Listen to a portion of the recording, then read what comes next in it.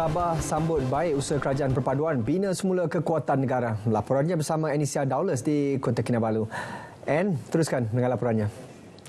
Ya, baik, sahih. Sabah menerima baik setiap langkah, tindakan dan perancangan kerajaan perpaduan untuk membina semula kekuatan negara, terutama dari segi kemajuan sosioekonomi dan kesejahteraan rakyat. Ia diterjemah menerusi agenda Hala Tuju Sabah Maju Jaya seiring objektif Malaysia Madani.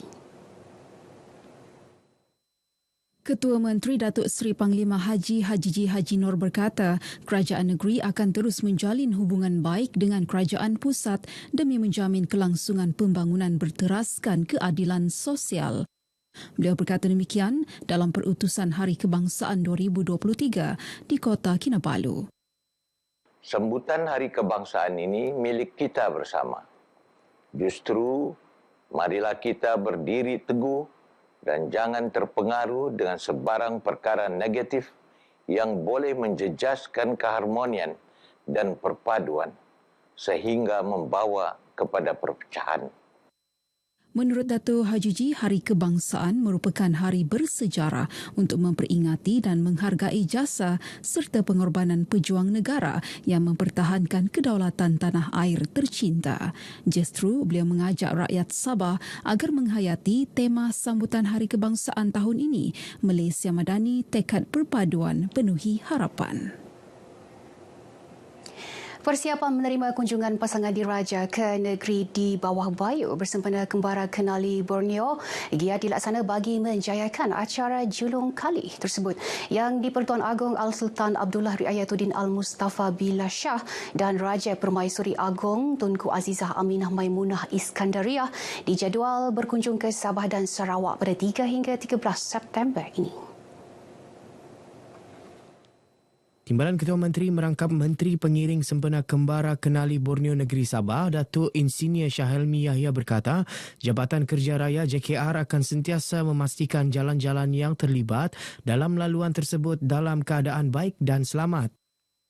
Kita berharap bahawa hasil daripada lawatan yang di-Pertuan Agong dan Raja Permaisuri Agong serta rombongan, mereka akan dapat melalui jalan yang selesa dan seterusnya meningkatkan lagi komitmen daripada Kerajaan Persekutuan untuk menyalurkan peruntukan yang sewajarnya dalam usaha untuk menyelenggara jalan-jalan persekutuan yang ada di negeri Sabah.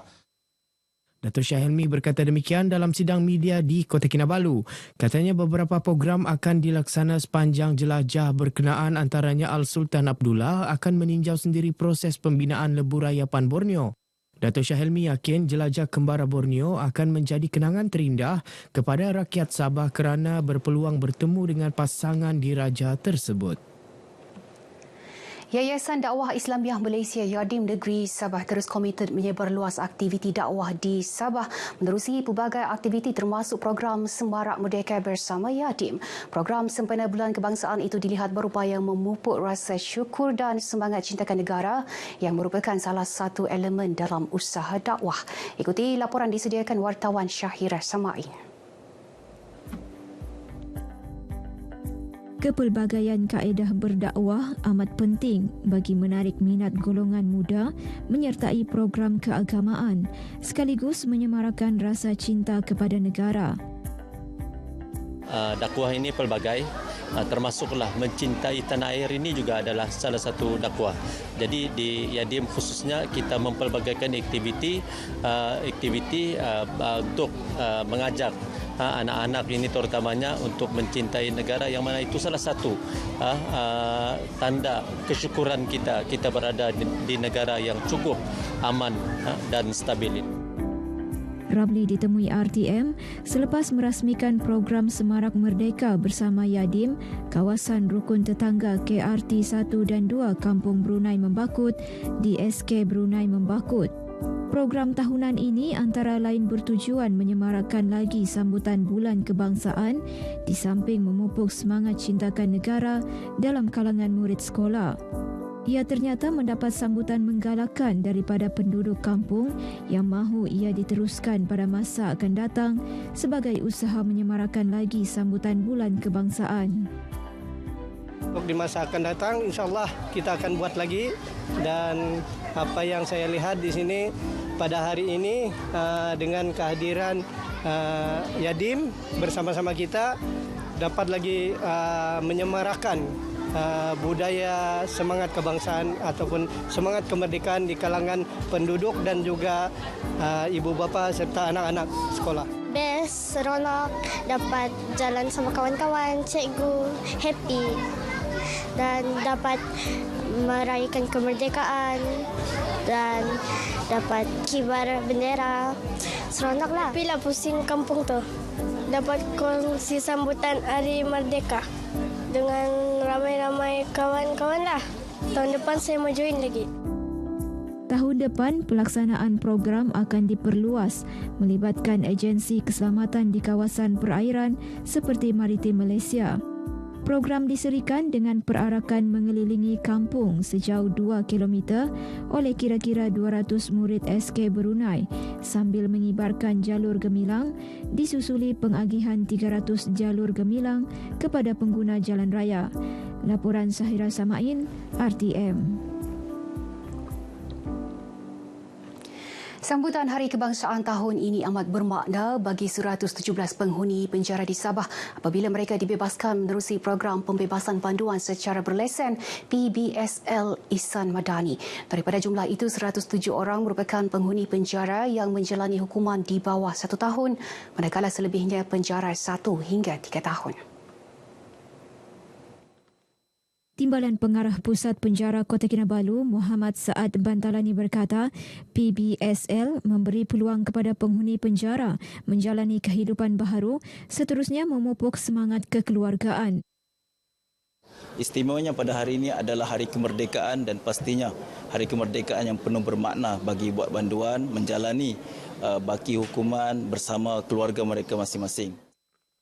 Muhammad Saad ditemui media selepas menyampaikan dokumen pelepasan madani OBB PBSL sempena sambutan Hari Kebangsaan 2023 di Penjara Pusat Kota Kinabalu.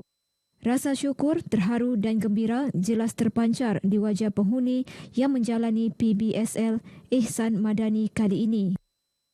Saya rasa happy sebab jumpa balik anak saya, jaga dorang. Mungkin saya akan kerja untuk kasih besar anak saya. Gembira habis. Tidak ada payah tunggu lama apa semua, tapi okeylah. Cari kerja mau berubah lah. Mau berubah, tidak mau buat kes lampau lagi, tidak mau. Kalau boleh ini yang kali terakhir lah. Bersyukur kerana bersama-sama keluarga dan insyaAllah aku janji sangat terima kasih lah sama pegawai semua penjara dan aku janji nak buat lagi lah. PBSL bertujuan membolehkan penghuni penjara menjalani pemulihan dalam masyarakat sekaligus mengurangkan kemasukan berulang dan kesesakan dalam penjara. Usaha memperkasa pembangunan wanita di negeri ini dalam pelbagai aspek melibatkan sosial, politik dan ekonomi sentiasa menjadi keutamaan kerajaan. Ia bersesuaian dengan peranan dimainkan kaum hawa yang turut menyumbang kepada pembangunan negara. Yang di-Pertua Pertubuhan Muafakat Titipan Amal Isteri Wakil-Wakil Rakyat Gabungan Rakyat Sabah Mutiara GRS, Datin Seri Panglima Datu Julia Salak berkata, setakat Ogos ini peratusan golongan wanita di Sabah yang terlibat dalam proses pembuatan keputusan mencecah 33.3%. Peratusan itu jelas menunjukkan wanita memainkan peranan sama penting dalam membantu hala tuju pembangunan negara. Datin Julia berucap merasmikan program Anjung Mutiara di Dewan Saadah Wisma Muiz, Kota Kinabalu. Program antara lain bertujuan membudaya dan memasyarakatkan ilmu Islami di samping menjalin ukhuwah dalam kalangan peserta dan kepimpinan negeri. Sempena majlis ini, Johan Korea Peringkat Kebangsaan tahun 2022, Sofiza Mausin diumum penerima Anugerah Saidatina Khadijah. Beliau menerima wang tunai RM10,000 beserta trofi. Baik, sekian perkembangan dari negeri di bawah bayu. Kembali bersama Sahi untuk lebih banyak perkembangan semasa dalam negara. Sahi. Terima kasih, Anne. Memulakan langkah pertama memerlukan 1000 kekuatan. Langkah seterusnya memerlukan nekat dan juga keyakinan.